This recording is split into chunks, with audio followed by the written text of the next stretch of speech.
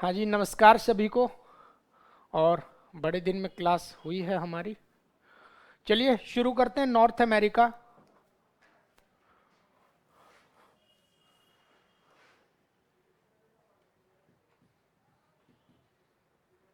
North America.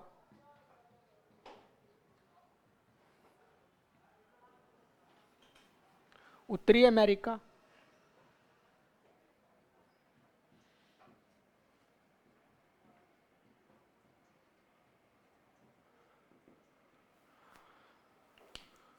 तो सबसे पहले डायग्राम बना लें इसका, उसके बाद शुरू करते हैं, ठीक है। बनाओ भैया आप भी साथ में, ठीक है।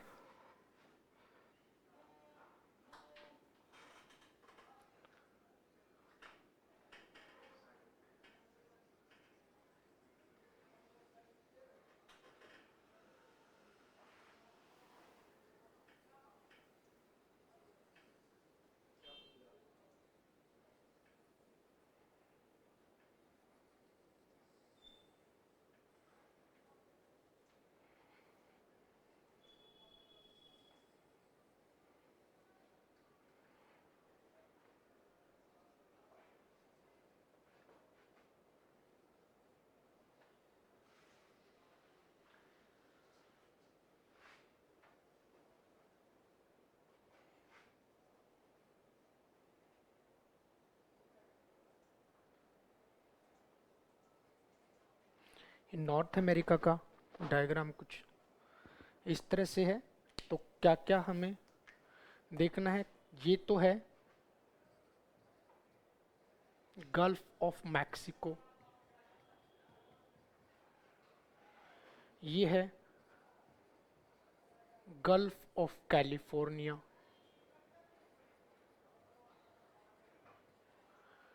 इधर गल्फ ऑफ कैलिफोर्निया, ये वाला पोर्शन जो रहेगा गल्फ ऑफ कैलिफोर्निया रहेगा। ये रहेगा गल्फ ऑफ मैक्सिको। ये लैब्राडोर सी रहेगा। लैब्राडोर सी रहेगा। ये बे ऑफ हडसन रहेगा। बे ऑफ हडसन, ठीक। ये बैफिन आइलैंड रहेगा। Baffin island.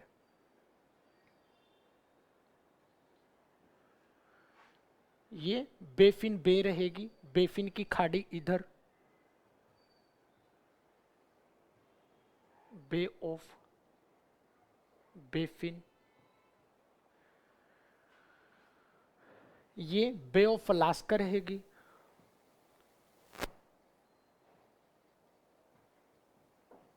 Bay of Alaska, ठीक। बे ऑफ अलास्का, अलास्का की खाड़ी।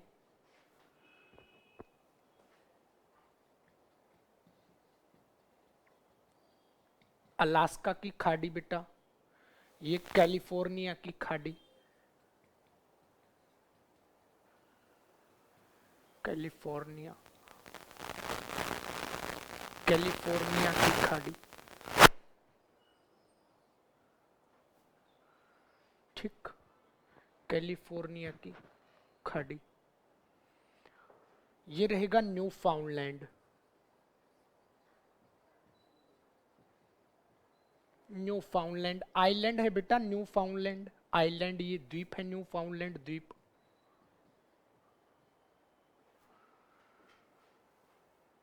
ठीक। ये ग्रीनलैंड है। यहाँ पे ग्रीनलैंड है। और यहाँ पे छोटे छोटे आइलैंड हैं।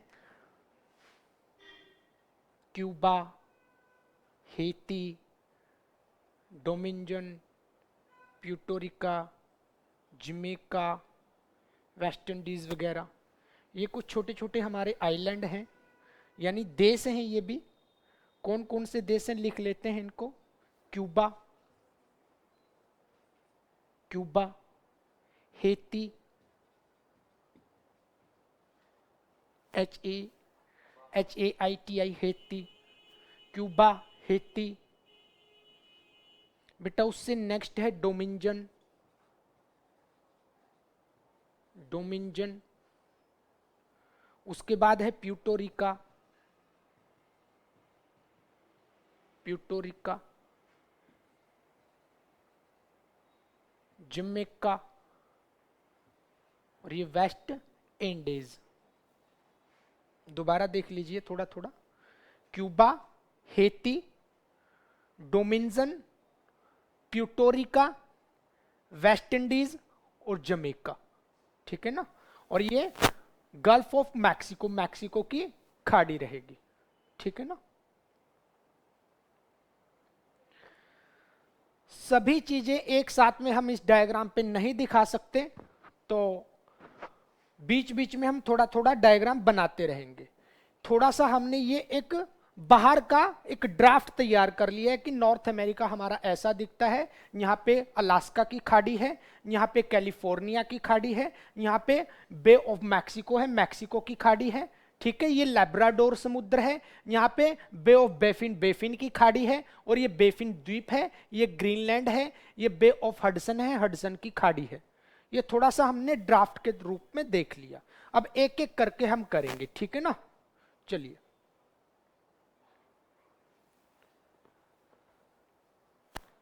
एक मिनट पे।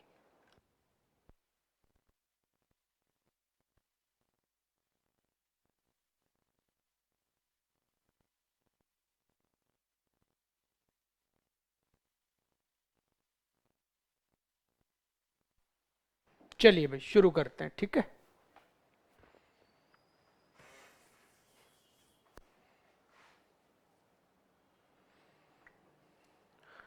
तो पहले हम देखते हैं third largest continent of the world, third largest continent of the world. North America क्या है बेटा? विश्व का तीसरा सबसे बड़ा द्वीप है, सॉरी तीसरा सबसे बड़ा महाद्वीप है। विश्व का तीसरा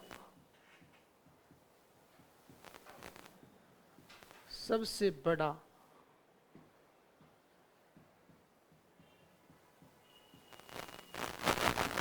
विश्व का तीसरा सबसे बड़ा महाद्वीप है। ठीक है ना। अब हम सबसे पहले इसमें दो तीन जो सबसे ज्यादा पूछी जाती हैं बेटा, स्ट्रेट पूछी जाती हैं। स्ट्रेट, स्ट्रेट, स्ट्रेट मतलब जल संधि।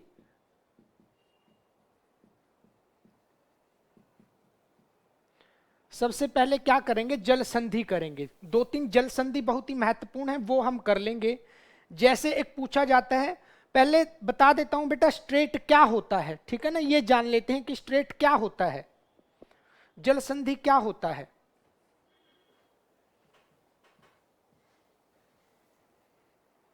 कनेक्टिंग टू वाटर एरिया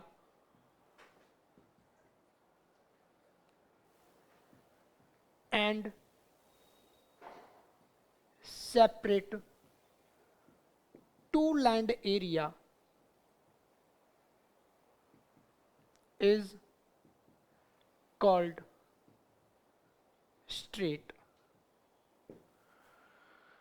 जो दो पानी वाले भाग को जोड़ने का काम करे और दो स्थल वाले भाग को अलग करने का काम करे, उसको जल संधि कहते हैं। मैं लिख रहा हूं बेटा हिंदी में, जल संधि क्या होती है? दो पानी वाले भाग को जोड़ने का काम करे या दो जल राशियों को, दो जल राशियों को जोड़ने का काम करे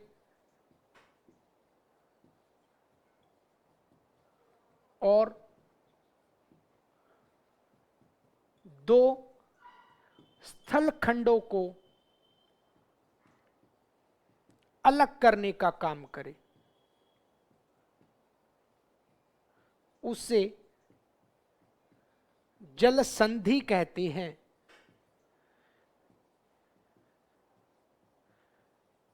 उसे जल संधि कहते हैं।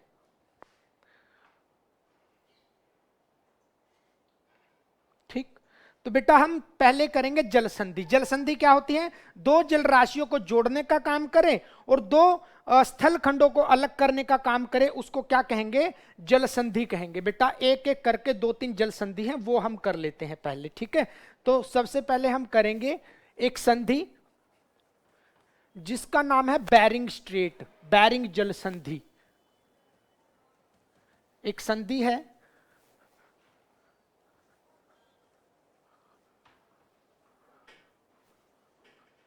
Bearing straight.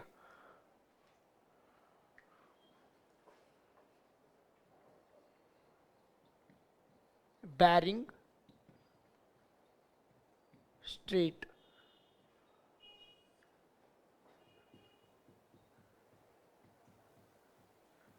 बैरिंग जल संधि,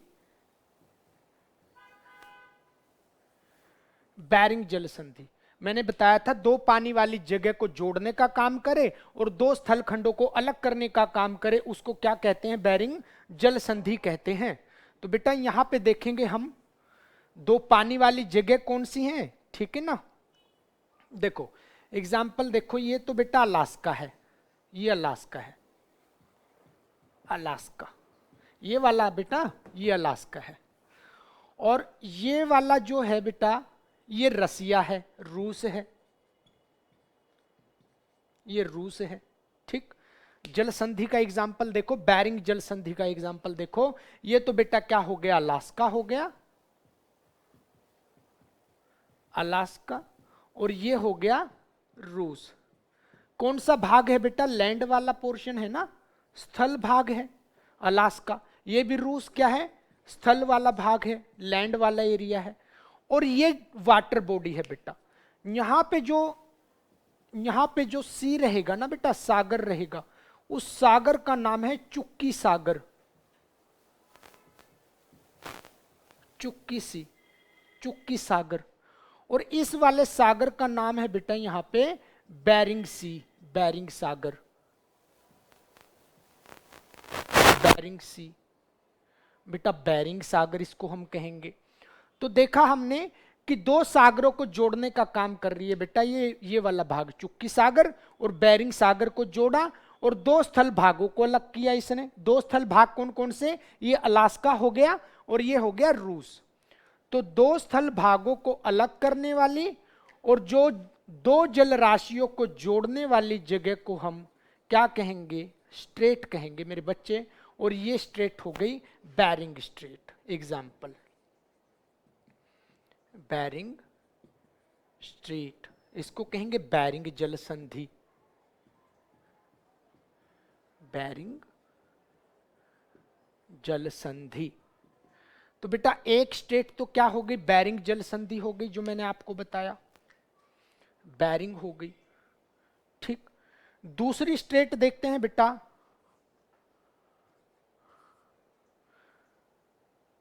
हडसन स्ट्रेट। दूसरी देखते हैं Hudson straight, Hudson straight, Hudson जल संधि। बेटा हडसन जल संधि, बेटा हडसन जल संधि में देखो एक तरफ तो ये वाला पार्ट है, ये बेटा क्या हो गया? ये द्वीप हो गया, बेफिन द्वीप। और एक ये आपको त्रिभुज की आकृति नजर आ रही है, तीनों तरफ पानी रहेगा। तो यहां पे अंगावा आइलैंड है बेटा, अंगावा पेननसुला।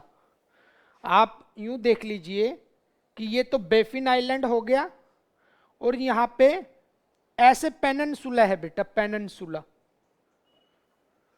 पेननसुला है ये। राशिक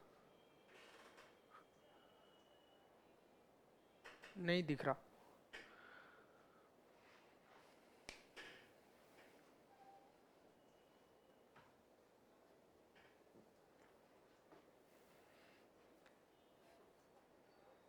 देखो ये हो गया बेटा ये वाला, है ना, ये हो गया बेफिन,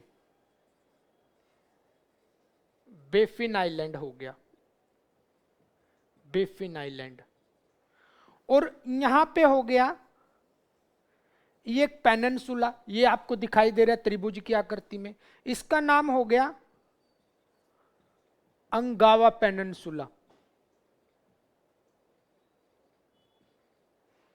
अंगावा पेनिनसुला, अंगावा प्रायद्वीप, अंगावा प्रायद्वीप। तो बेटा बेफिन द्वीप हो गया, बेफिन द्वीप हो गया और अंगावा प्रायद्वीप हो गया। तो दो तो स्थल भाग हो गए और दो जल भाग हो गए बेटा। इधर जो रहेगा पानी वाली जगह, इधर जो रहेगी वो हडसन की खाड़ी रहेगी, बे ऑफ हडसन रहेगा इधर। इधर कौन सी भाग रहेगा पानी वाला, इधर रहेगा बे ऑफ हडसन, हडसन की खाड़ी रहेगी। और बेटा इधर पानी वाला भाग कौन सा रहेगा, इधर पानी वाला भाग रहेगा लैब्राडोर सी, लैब्राडोर, लैब्राडोर, लैब्राडोर सी। देखो बेटा यहां पे लैब्राडोर सी हो गया और ये बे ऑफ हडसन हो गया और ये बन गई स्ट्रेट। यानी इस भाग में दूसरी स्ट्रेट है जो मैंने कराई आपको, हडसन स्ट्रेट। ये वाली जो होगी बेटा, ये वाली है हडसन स्ट्रेट। बेटा मैंने आपको दिखाने के लिए यहां पे बनाई है, लेकिन असल में है कहां पे, ये इधर है, इधर हडसन स्ट्रेट है, ठीक। और इधर क्या है, बैरिंग स्ट्रेट है। चलो अब आगे बढ़ते हैं, तीसरी स्ट्रेट बता देता हूं आपको, फिर अलास्का करेंगे हम।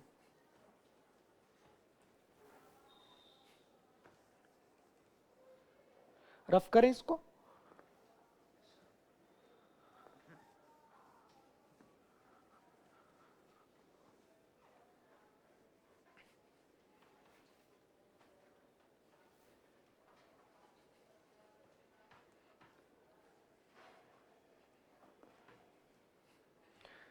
तीसरी है बेटा डेविस स्ट्रेट,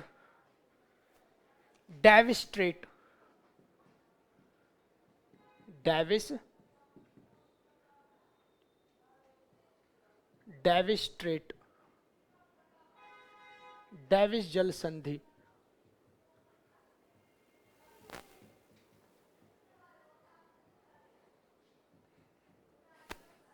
बेटा डेविस स्ट्रेट में दो लैंड पोर्शन क्या रहेंगे, डेविस स्ट्रेट में दो लैंड पोर्शन रहेंगे। ये बेफिन आइलैंड हो गया, आपको दिखाई दे रहा है इधर बेफिन द्वीप हो गया, और ये ग्रीनलैंड हो गया बेटा, ये ग्रीनलैंड हो गया, यहां पे ऐसे करके ये ग्रीनलैंड है, ठीक। एक ग्रीनलैंड हो गया और ये बेफिन द्वीप हो गया, बेफिन आइलैंड हो गया। तो बेटा बेफिन द्वीप और ग्रीनलैंड दो स्थल भाग तो ये हो गए, दो जल भाग कौन सा होगा बेटा, दो जल भाग ये हो गया, ये हो गया बे ऑफ बैफिन, ठीक, और ये हो गया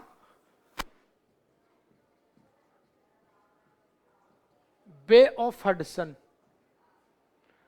तो बे ऑफ हडसन और बे ऑफ बैफिन को मिलाने वाली, दो जल राशियों को जोड़ने वाली और दो स्थल खंडों को अलग करने वाली जल संधि क्या कहलाती है, डेविस जल संधि कहलाती है।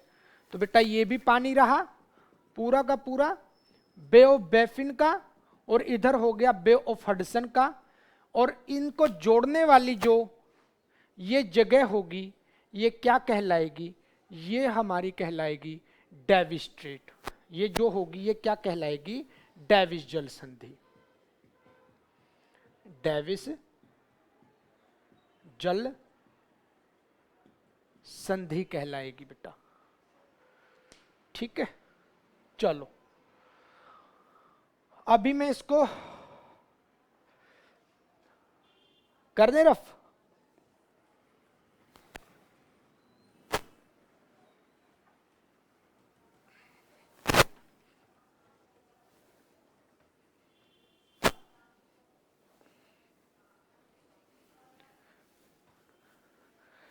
बेटा अब करेंगे अलास्का, ठीक है ना। इस अलास्का के बारे में करेंगे हम, इस अलास्का के बारे में। अलास्का,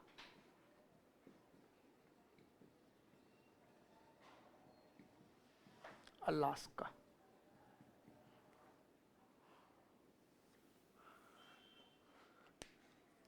ये क्या है? 49 state of USA, 49 state of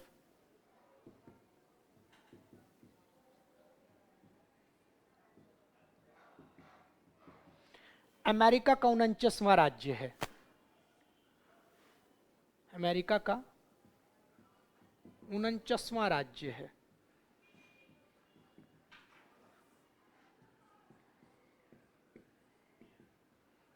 adopted by रसिया। भैया इसको है ना कभी है ना रूस से खरीदा गया था। एडॉप्टेड बाय रसिया, रूस से खरीदा था इसको।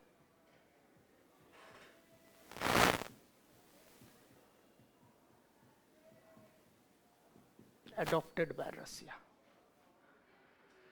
ये अलास्का जो है, यहां पे बहुत ज्यादा बर्फ रहती है, फुली कवर्ड बाय स्नो।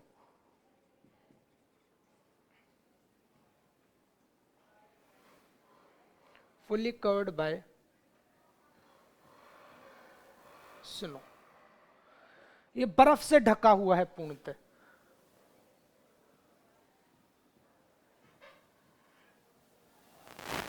यह क्या है? बर्फ से ढका हुआ है। तो इस एरिया की बात कर रहे हैं भैया हम, ठीक है ना, इस एरिया की बात कर रहे हैं। इसमें देखो माउंटेन है बेटा, यहां पे ये अलास्का माउंटेन है और ये ब्रुक्स माउंटेन है। यहां पे ये ब्रुक्स माउंटेन है, ये अलास्का माउंटेन है। नाम मैं यहां पे लिख दे रहा हूं इनके, ठीक है ना। और फिर इनके विषय में हम चर्चा करेंगे, ठीक। ये है ब्रुक्स माउंटेन, अलास्का में ही ब्रुक्स माउंटेन। और ये है बेटा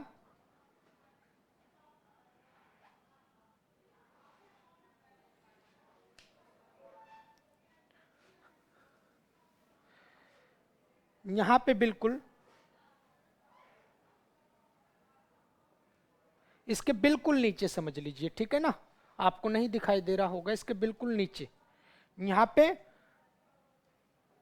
चलिए मैं इसको ऊपर ही चेंज करता हूं बेटा, ऊपर ही बनाता हूं इसको मैं।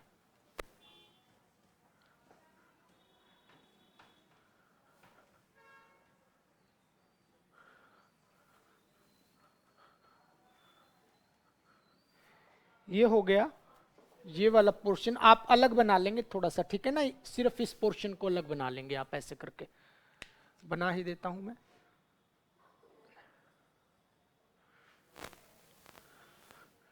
ये तो हो गया ब्रुक्स माउंटेन।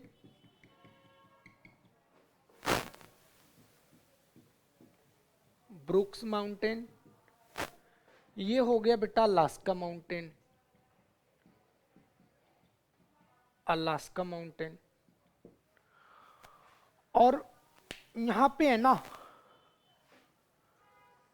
इस वाले एरिया में बेटा ये फुली कवर्ड बाय स्नो है, पूर्णतः बर्फ से ढका हुआ है। तो यहां पे एक यूकान वैली पाई जाती है। यूकान वैली, यहां पे यूकान घाटी पाई जाती है बेटा। इस यूकान घाटी में है ना वोल्केनिज्म ज्यादा होता है। वोल्केनिज्म ज्यादा होता है, ज्वालामुखी प्रक्रिया ज्यादा होती है। इसमें क्या होता है? ज्वालामुखी प्रक्रिया ज्यादा होती है। ज्वालामुखी प्रक्रिया है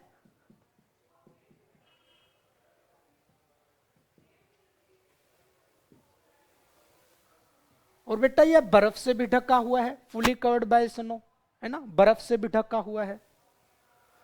तो यहां पे हमेशा बहुत ज्यादा धुआं उठता रहता है, इसलिए इसको बोला जाता है valley of thousand smoke.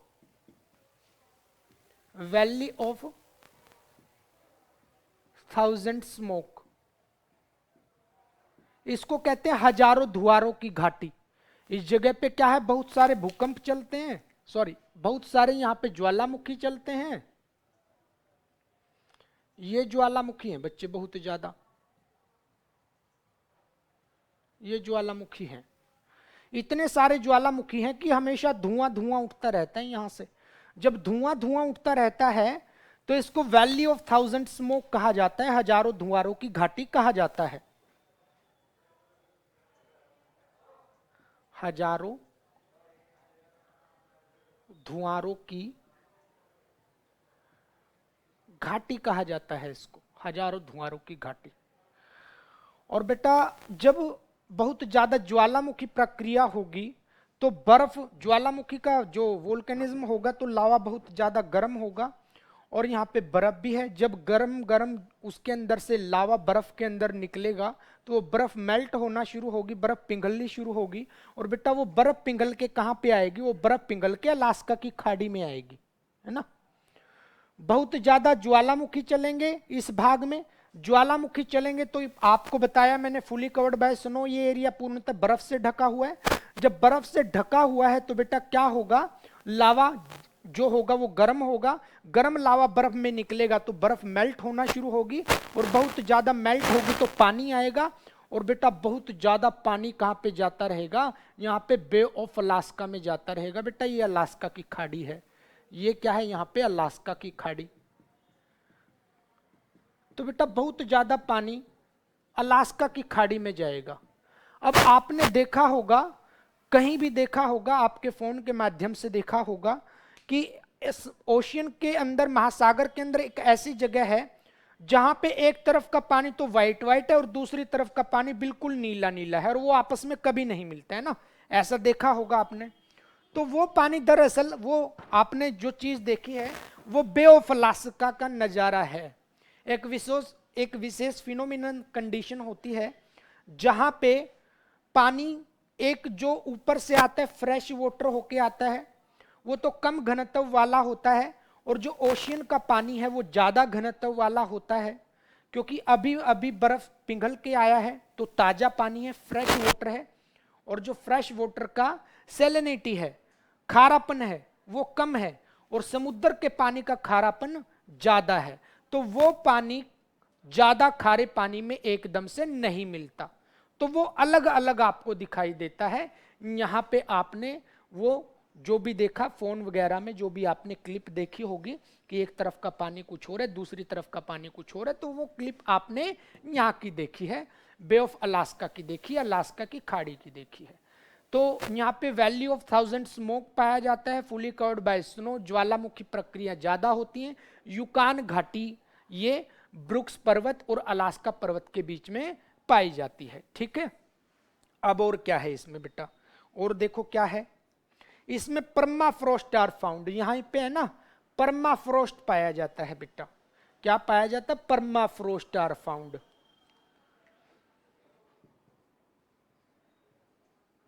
Permafrost,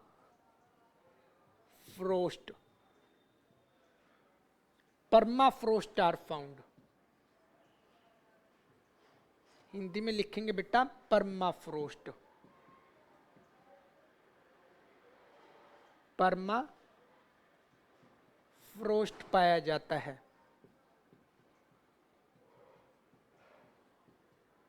यहीं पे परमाफ्रोस्ट पाया जाता है, यहीं पे बेटा। ये परमाफ्रोस्ट होता क्या है समझेंगे। यहाँ पे क्या पाया जाता है, परमाफ्रोस्ट पाया जाता है, ठीक है। तो ये परमाफ्रोस्ट क्या होता है, इस चीज को हम समझेंगे बेटा। ये माउंटेन है,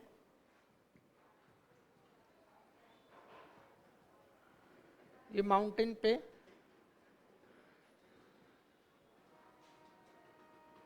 पेड़ वेड़ लगे हैं माउंटेन पे,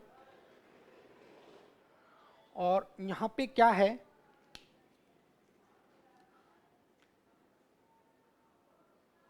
ये पत्थर वत्थर भी पड़े हैं, थोड़े बहुत चट्टाने भी पड़ी हैं।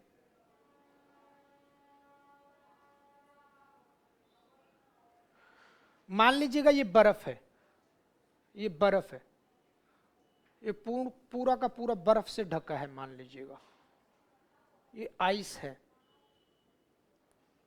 ये सारी आइस है बेटा, इधर सारा की सारी आइस है, बर्फ से ढका हुआ है ये, ठीक माउंटेन है, और ये सारा का सारा बर्फ से ढका है ऐसे।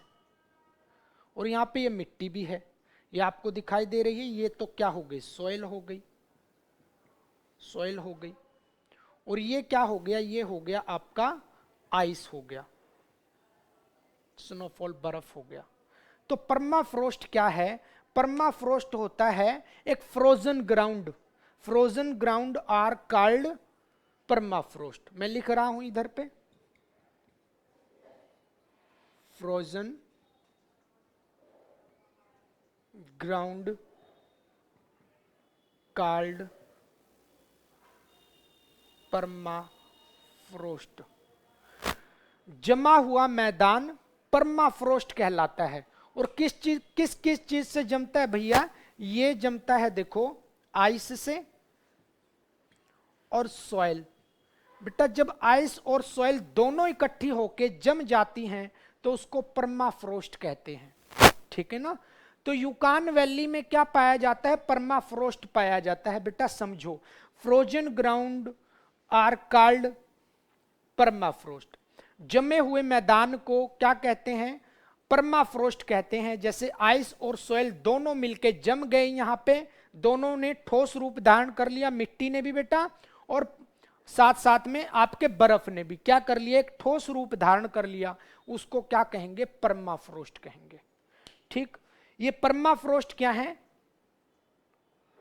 ये परमाफ्रोस्ट क्या है बेटा, ये कार्बन एब्जॉर्बर का भी काम करता है। परमाफ्रोस्ट जो होता है किसका काम करता है, कार्बन एब्जॉर्बर का काम करता है।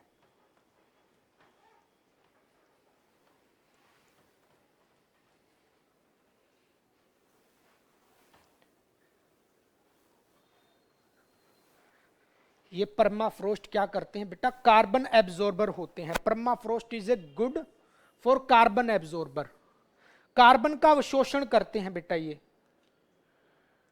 Good for carbon absorber. Permafrost is the carbon absorber लिख लेंगे।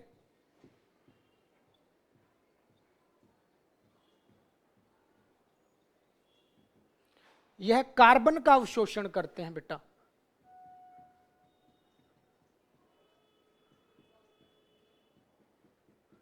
यह क्या करते हैं, कार्बन का अवशोषण करते हैं। अभी की सिचुएशन बताता हूं क्या चल रही है।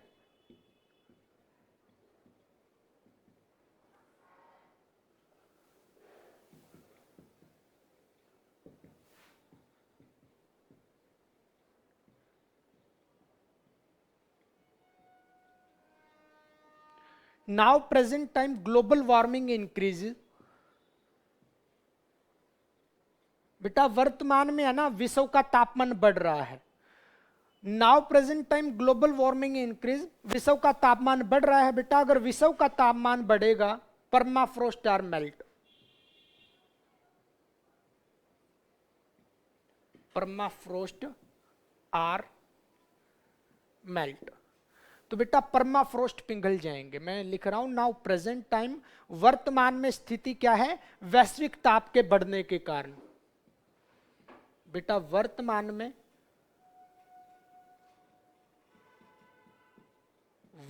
में क्या हो रहा है, वैश्विक स्थिति, वर्तमान में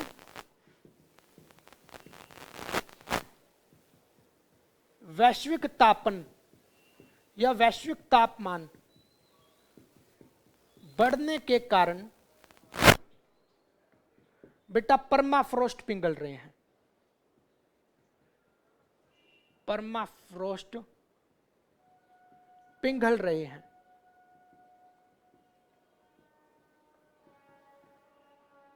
बेटा जहां पे बर्फ ज्यादा होता है ना, कई बार वहां पे बड़ी बड़ी बिल्डिंग कोलैप्स हो जाती हैं या बड़ी बड़ी फैक्ट्रियां कोलैप्स हो जाती हैं। उनके कोलैप्स होने का कारण परमाफ्रोस्ट का पिघलना है।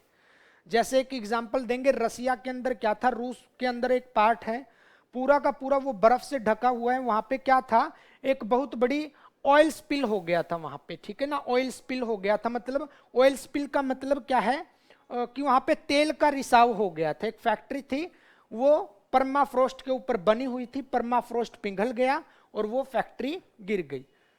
यह एक एग्जाम्पल, जैसे आप भारत में कहीं भी ज्यादा बर्फ पड़ रही हो, वहां पे आप बिल्डिंग बना देते हो, मान लो ये बिल्डिंग बन गई आपकी, है ना, लेह लद्दाख द्रास की तरफ ये बिल्डिंग बना दी आपने, बर्फ में बनाई।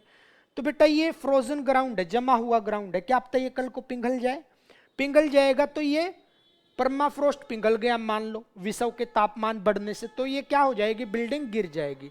तो पहाड़ी क्षेत्रों में या बर्फीले क्षेत्रों में कई बार बिल्डिंग कोलैप्स होने का कारण क्या होता है, परमाफ्रोस्ट का पिघलना पाया जाता है, ठीक है। चलो अब माउंटेन की बात कर लेते हैं बेटा, नॉर्थ अमेरिका के माउंटेन की बात कर लेते हैं। कार्बन एब्जॉर्बर का मतलब है कार्बन का अवशोषण करने वाला। कार्बन कौन सी, देखो बेटा कार्बन से क्या होता है, विश्व का तापमान बढ़ता है, इफेक्ट पड़ता है विश्व के तापमान के ऊपर। तो ये क्या करता है, विश्व का तापमान नहीं बढ़ने देता, इसको कार्बन एब्जॉर्बर कहते हैं। जितना ज्यादा कार्बन अमाउंट रिलीज होगा ना, उतना टेम्परेचर क्या होगा, ज्यादा इंक्रीज हो जाएगा।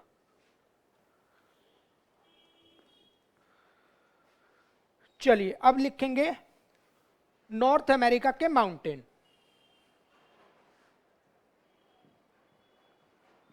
माउंटेन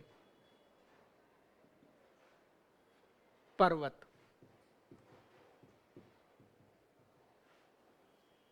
पर्वत। पहला पर्वत है बेटा रॉकी माउंटेन,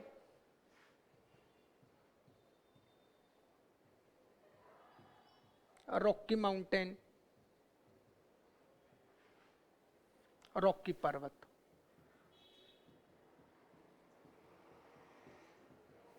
अगर रॉकी पर्वत के विषय में बात की जाए बेटा, रॉकी पर्वत कौन सा है, तो रॉकी पर्वत है वोल्केनिक फोल्डिंग माउंटेन है, वोल्केनिक फोल्डिंग माउंटेन है। रॉकी पर्वत कौन सा है, ज्वालामुखी मोड़दार पर्वत है, ज्वालामुखी मोड़दार पर्वत। बेटा ज्वालामुखी मोड़दार पर्वत दो प्लेटों से मिलकर बनता है, जिसमें एक तो बेटा ओशियनिक प्लेट होगी, महासागरीय प्लेट होगी,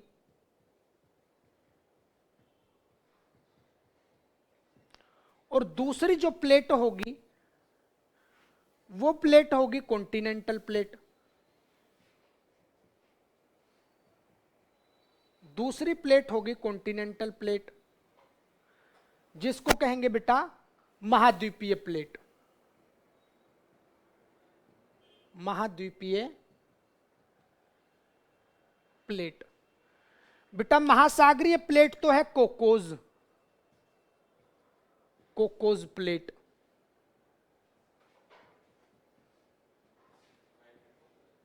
Cocos plate.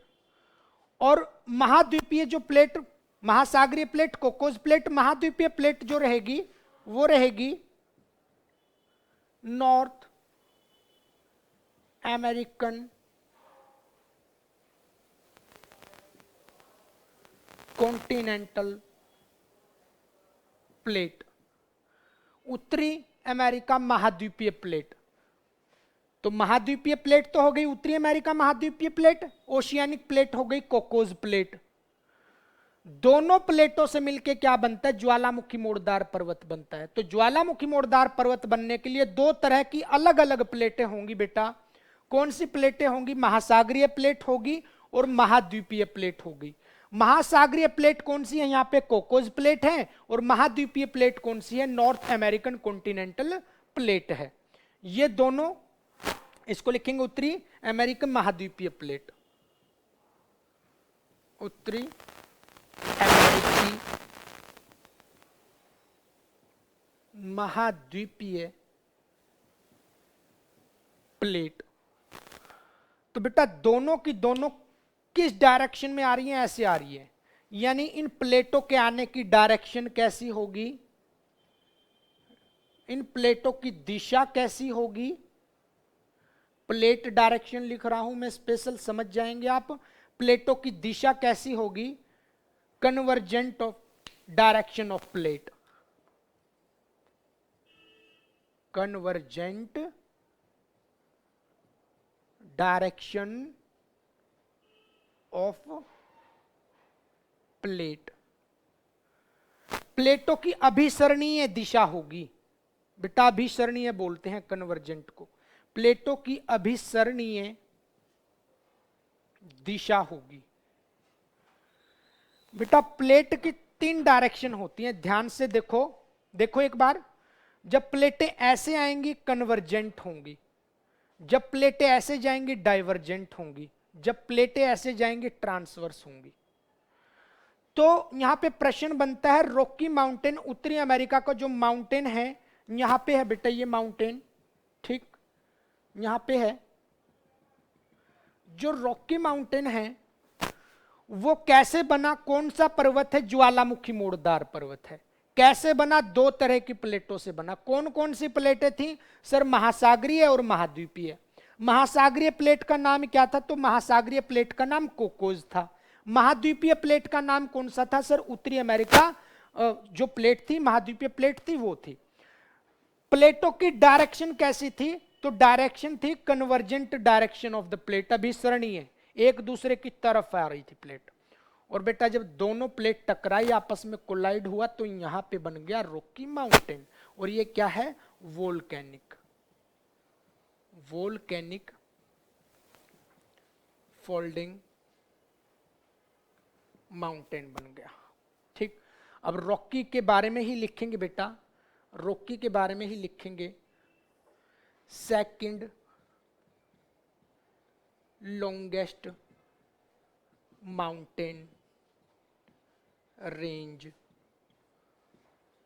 Of the world, विश्व की दूसरी सबसे लंबी पर्वत श्रृंखला, विश्व की दूसरी सबसे लंबी पर्वत श्रृंखला, लगभग बेटा 48 किलोमीटर लंबी है। विश्व की दूसरी सबसे लंबी पर्वत श्रृंखला रहेगी, ठीक, 4800 किलोमीटर रहेगी मेरे बच्चे। अब हाँ, एंडीज रहेगी विश्व की सबसे लंबी पर्वत श्रृंखला। ये विश्व की दूसरी सबसे लंबी पर्वत श्रृंखला रहेगी रॉकी माउंटेन, ठीक है। अब बेटा रॉकी माउंटेन की सबसे ऊंची चोटी, highest peak of Rocky mountain, highest peak of Rocky mountain. बेटा रॉकी माउंटेन की सबसे ऊंची चोटी, highest peak of Rocky mountain, Rocky mountain की सबसे ऊंची चोटी रहेगी, उसका नाम रहेगा माउंट इल्बर्ट, माउंट इल्बर्ट। कल को ये पट्टी उड़ा दे भाई जो चलती है, ठीक है ना। Highest peak of Rocky mountain, mountain mount Ilbert रहेगी बेटा, है ना, mount Ilbert, highest peak of Rocky mountain. दिख रही है क्या? हाँ वेरी गुड। तो पहले क्यों नहीं उड़ाया इसको? 1 मिनट के बाद इसको उड़ा दिया अगर, ठीक है ना, बार बार दिक्कत आती है इससे।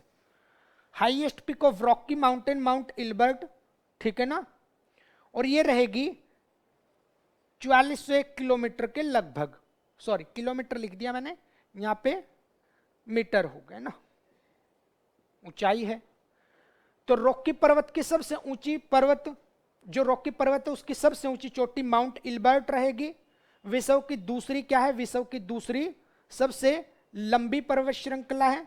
और बेटा नॉर्थ अमेरिका की सबसे ऊंची चोटी कौन सी रहेगी वो भी लिख लो। नॉर्थ अमेरिका की सबसे ऊंची चोटी कौन सी रहेगी? Highest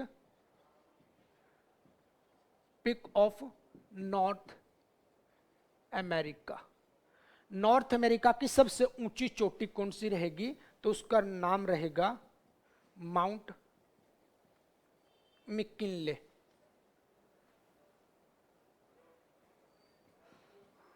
mount McKinley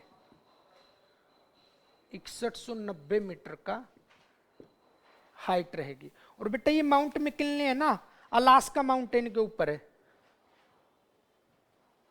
Alaska mountain, Alaska mountain की सबसे ऊंची चोटी रहेगी माउंट मैकिनले। और ये माउंट मैकिनले बेटा नॉर्थ अमेरिका की क्या रहेगी? नॉर्थ अमेरिका की सबसे ऊंची चोटी रहेगी। ठीक है, यहां पे ध्यान से देखेंगे, रॉकी की सबसे ऊंची चोटी तो माउंट इल्बर्ट रहेगी बेटा। रॉकी की सबसे ऊंची चोटी माउंट इल्बर्ट रहेगी, है ना, माउंट इल्बर्ट। और बेटा नॉर्थ अमेरिका की सबसे ऊंची चोटी जो रहेगी वो अलास्का, ये वाला माउंटेन है, इसकी रहेगी, जिसका नाम क्या है? माउंट मैकिनले है। ठीक है ना, चलो तो अभी के लिए इतना ही रखें भाई, नेक्स्ट क्लास है मेरी। ठीक है ना, तो अच्छा आपके लिए एक सभी के लिए सूचना बता दूं मैं, जल्दी ही स्पेशल ज्योग्राफी का बैच शुरू होने वाला है, जो हमारे बिल्कुल सेम कंटेंट से रहेगा, बल्कि कंटेंट इससे भी ज़्यादा डेप्थ में चला जाएगा। वहाँ पे टीचिंग एग्जाम जितने भी रहेंगे, आपका केवीएस का एग्ज़ाम रहा हो या आपका पीजीटी का एग्ज़ाम हरियाणा का रहा हो, और उनको टारगेटेड करेगा। एनवीएस का एग्ज़ाम होगा या फिर कोई भी सिविल का प्रीलिम्स तक का एग्ज़ाम होगा, एचसीएस का एग्ज़ाम होगा, उनके अंदर भी बहुत ही महत्वपूर्ण ये हमारा कंटेंट रहने वाला है। ठीक है, कोई भी वनडे एग्जाम रहेगा बेटा, एसएससी, सीजीएल, सीएचएसएल या आपका हरियाणा स्टाफ सिलेक्शन कमीशन का एग्जाम हो, उसके लिए बहुत ही अच्छा बैच शुरू करने वाला हूं मैं, और जल्द ही 1-2 दिन में मैंने शुरू कर देना है। और फीस भी बड़ी वाजिब रखेंगे हम लोग, तो सेम ऐसा ही कंटेंट रहेगा जैसे नॉर्थ अमेरिका कर रहे हैं, तो लगभग 3 या 4 क्लासेज या 5 क्लासेज में खत्म होगा। तो हर एक टॉपिक ऐसे डेप्थ में किया जाएगा बच्चे। जल्द ही हम बिल्कुल शुरू करने वाले हैं टीचिंग एग्जाम के लिए और दूसरे कॉम्पिटिटिव एग्जाम के लिए स्पेशल ज्योग्राफी का बैच। चलिए आज के लिए इतना ही रहेगा। ओके, बने रहिएगा।